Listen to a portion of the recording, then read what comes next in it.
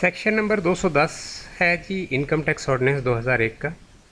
और ये जो सेक्शन है ये इसका टाइटल डेलीगेशन है और ये डील करता है डेलीगेशन ऑफ पावर्स कि कमिश्नर जो है वो अपनी पावर्स जो है वो डेलीगेट कर सकता है, किसी को असाइन कर सकता है। और किस किस को असाइन कर सकता है ये हम देखते हैं इस सेक्शन के अंदर। सब सेक्शन 1 जो है इसका वो ये कहता है कि कमिश्नर जो है वो subject to sub section 1A, यानी कि कंडीशन जो है वो बताई गई है 1A में। उसके अलावा may by an order in writing, ठीक है, रिटन ऑर्डर के ज़रिए delegate to any officer of inland revenue subordinate to commissioner, ठीक है। डेलीगेट कर सकता है ऑफिसर ऑफ इनलैंड रेवेन्यू को, किसी को भी जो कि उसके सबऑर्डिनेट्स हैं। ऑल और any of powers or functions, ठीक है, या मुकम्मल अपनी पावर्स और फंक्शंस या कुछ अपनी पावर्स और फंक्शंस, ठीक है, पार्शल या कंप्लीट।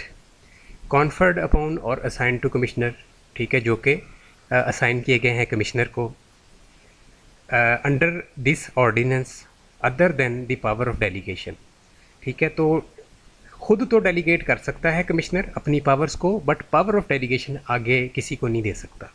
यानी किसी को वो अगर कोई ड्यूटी साइन करता है तो ऐसा नहीं होगा कि वो आगे जो बंदा है वो किसी तीसरे बंदे को वो ड्यूटी साइन कर दे, ऐसा नहीं होगा। कमिश्नर किसी को खुद से, किसी को भी जो उसके सबऑर्डिनेट्स हैं, अपनी पावर्स डेलीगेट कर सकता है।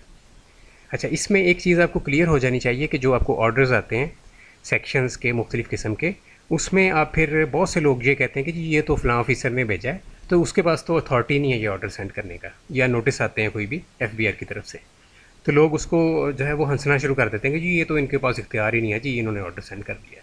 तो ऐसा मामला नहीं होता, ये आप क्लियरली यहाँ से देख सकते हैं कि डेलीगेशन जो है वो हुई होती है बैक एंड पे, आपको उस चीज़ का नॉलेज नहीं होता। अच्छा जी, ये इसमें एक्सेप्शन क्या है सब सेक्शन 1 के अंदर? कमिश्नर जो है वो डेलीगेट नहीं कर सकता powers of sub section 5A of section 122, और ये क्या है, अमेंडमेंट ऑफ असेसमेंट। और इसके अलावा सेक्शन 161 सब सेक्शन 3, और ये क्या है, amendment of an order of recovery.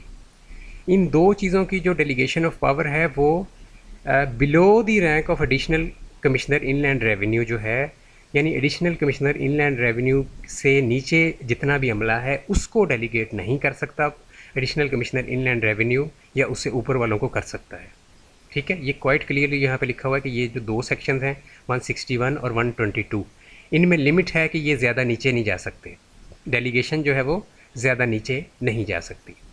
अच्छा, इसके बाद जनाब 1B जो है बिल्कुल डिफरेंट है। कमिश्नर में by an order in writing delegate to a special audit panel appointed under sub section 11 of section 177। तो इसमें कमिश्नर जो है वो ऑर्डर इन राइटिंग के ज़रिए डेलीगेट कर सकता है ऑडिट पैनल को power appointed under section 11 of section 177, ठीक है, नंबर 1। नंबर 2 किसको डेलीगेट कर सकता है, to a firm of chartered accountants. Number 3 किसको डेलीगेट कर सकता है, a firm of cost and management accountants appointed by the board और the commissioner to conduct an audit of person. तो ये डेफिनेटली अपॉइंटेड होंगे जो FBR ने, जिनको जो है अखबार में एडवर्टाइजमेंट वगैरह दे के जो है हायर किया इस पर्पज़ के लिए, अंडर सेक्शन 177 ऑल और any of powers or functions to conduct an audit under this ordinance. तो इनको अपॉइंट करने का मकसद जो होगा वो टिपिकली ऑडिट होगा, ठीक है। ये 3 जो डेलीगेशंस कमिश्नर करेगा, यानी यहाँ पे 3 जो है मेंशन हुए हैं, दोबारा रिपीट कर देता हूँ, ऑडिट पैनल को, या फर्म ऑफ चार्टर्ड अकाउंटेंट्स को, या firm of cost and management accountants को। और ये लेटर वाले 2 जो हैं ये डेफिनेटली अपॉइंटेड होते हैं बाय द बोर्ड और द कमिश्नर, ठीक है। और इनका प्योर काम क्या है, ऑडिट को कंडक्ट करना, या कुछ लिमिटेड फंक्शंस ऑडिट के हवाले से कंडक्ट करना।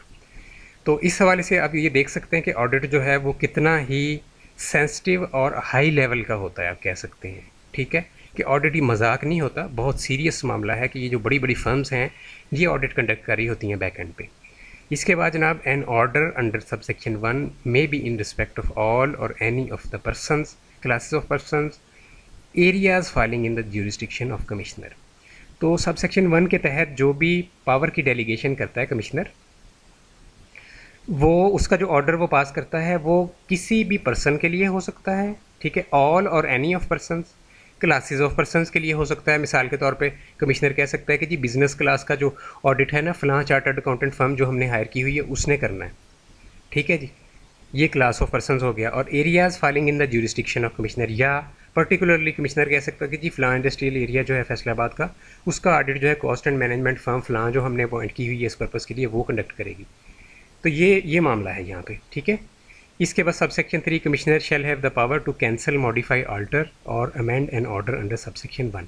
तो ये बहुत इंपॉर्टेंट है कि कमिश्नर के जो ऑलरेडी ऑर्डर पास करता है डेलीगेशन ऑफ पावर का सबसेक्शन 1 के तहत इसी सेक्शन में, उसको कैंसिल, मॉडिफाई, अल्टर या अमेंड कर सकता है। ये इख्तियार भी कमिश्नर के पास हमेशा के लिए मौजूद होता है। यानी अगर एक बंदा काम नहीं कर रहा या एक फर्म काम नहीं कर रही तो वो उस डेलीगेशन को ख़त्म कर सकता है, इन अदर वर्ड्स, ठीक है। तो यहाँ पे ये सेक्शन होता है कंप्लीट।